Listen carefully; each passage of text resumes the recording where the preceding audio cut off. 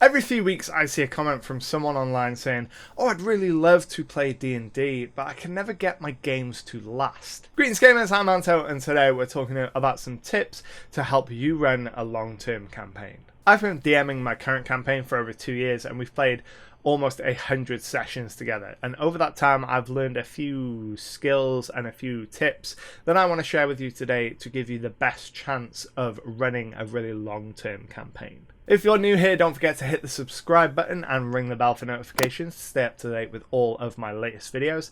I release new D&D and world building related content every single week. Now, some of the tips in this video are gonna seem overly strict or harsh, but when you want to run a long-term campaign, these tips I feel are going to give you the best chance possible, and I think some of them that do come across as quite harsh are essential for keeping the game running. As time goes on, you'll probably relax some of these points, but in the early days I personally think they're really important to set the groundwork to give you the best chance possible to have a long-term game. At the end of the day, you know your table better than I ever could, so you'll be able to determine whether or not these particular tips will work or whether you'll need to relax them or stay really strict on them.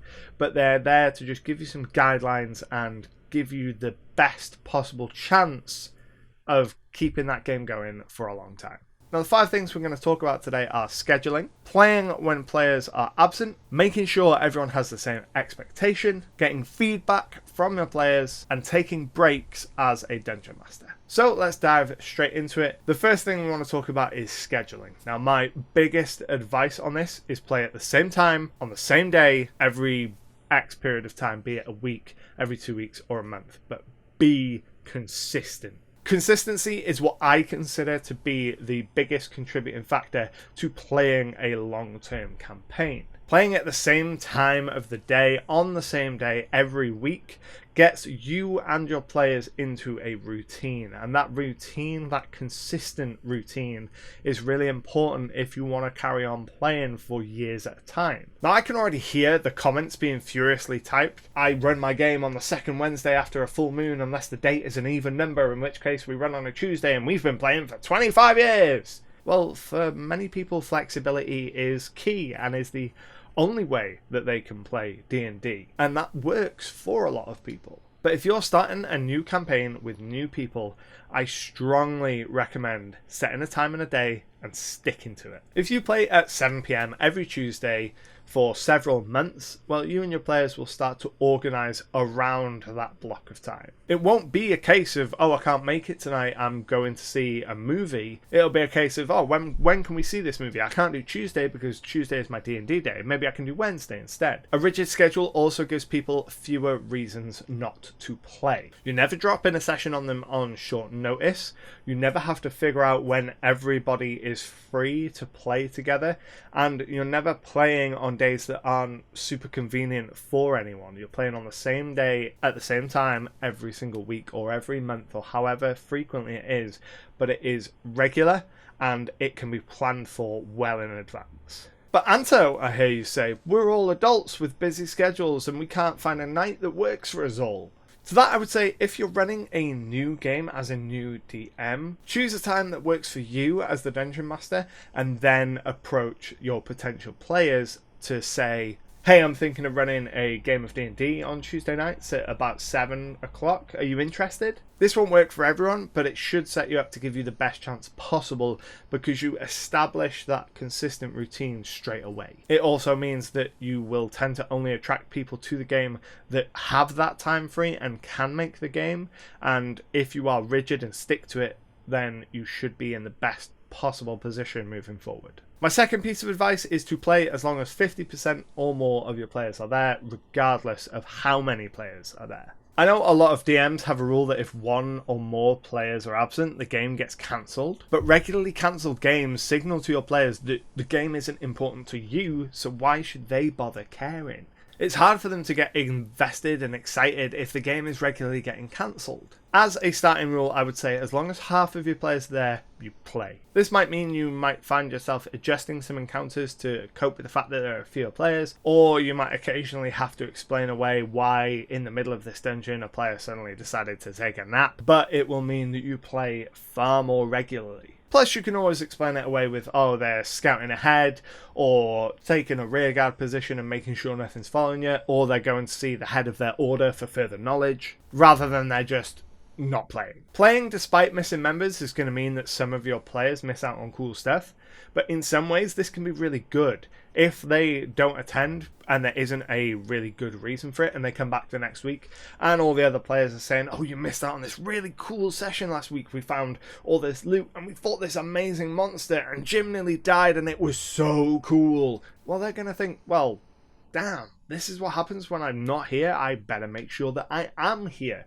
And hopefully it will mean that you have a much higher average attendance. In an ideal world, you only want to miss a session if the Dungeon Master isn't available, because if the Dungeon Master isn't available, then the game can't run. If you can, a little down the road, you want to try and set it up to have a secondary Dungeon Master, someone that can run one-shots of maybe a different system when you're not there, just to keep the consistency of playing at the same time every week or every month as clear as possible. My current campaign has been running for about 100 sessions now, and the only time that we've not played is when I've been unavailable from the game. Every other week, if I'm there, we play. My third tip is to make sure everyone's expectations are managed and make sure everyone's expectations line up. If 4 out of 5 players want to play an epic narrative-driven campaign and 1 player wants to play a dungeon delve where they just kill monsters, eventually those 2 things are going to come into conflict and your game is going to feel really strange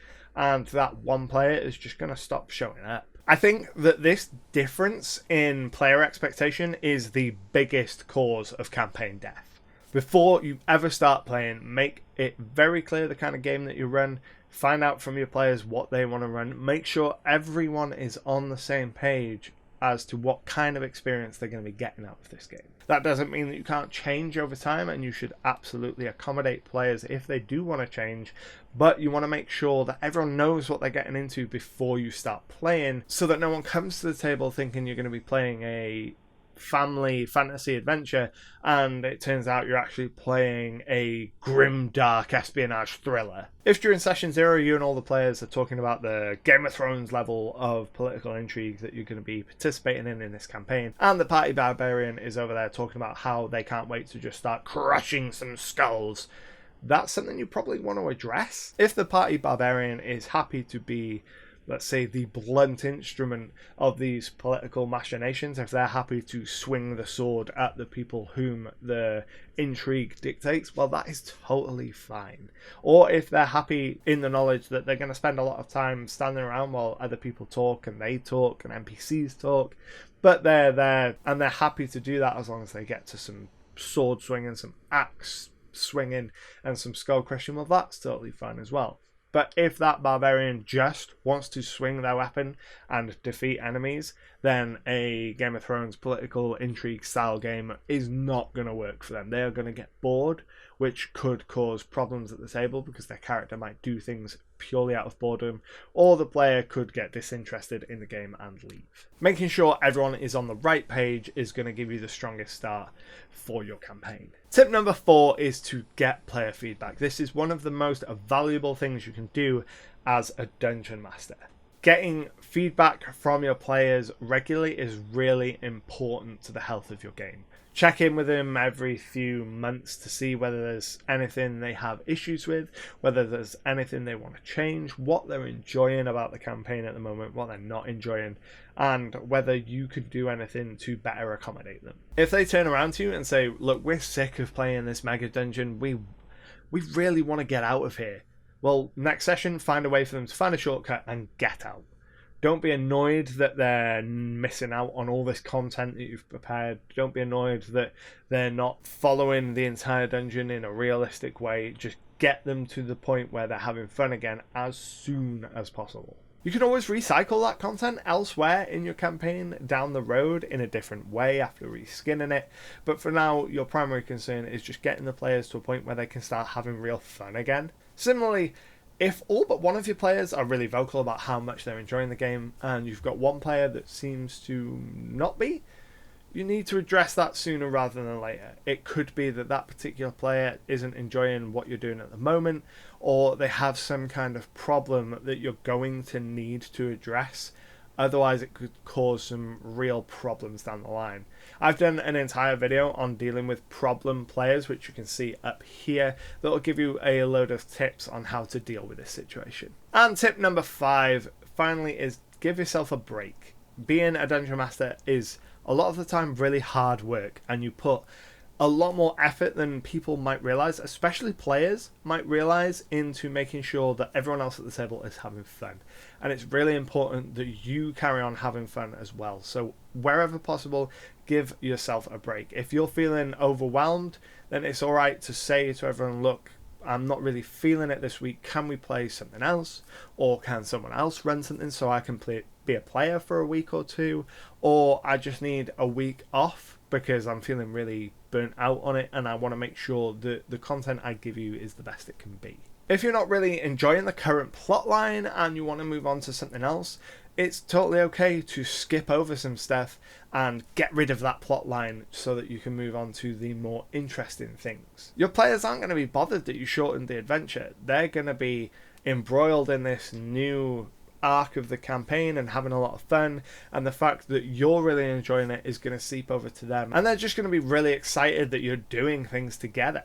So those are my tips on how to run a long-term campaign. Of course, this is not an exhaustive list and it might not all work for you, but I think this gives you a really good groundwork as a new Dungeon Master, or as a Dungeon Master starting a new campaign with a new group, on how to make sure that your campaign lasts as long as it possibly can until its natural conclusion. Of course, if your setting and your stories are boring, well, your campaign might end anyway, but what I wanted to do in this video was give you some practical advice that you can implement to give you the best chance possible to enjoy your games of D&D for years to come. If you have any tips for keeping a long-term campaign going, I would really love to hear them in the comments below so that we can all learn something.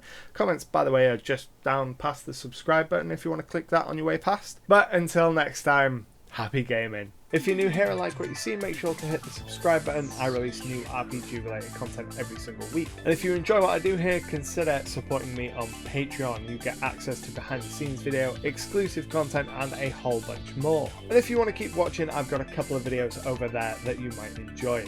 And until next time, happy gaming.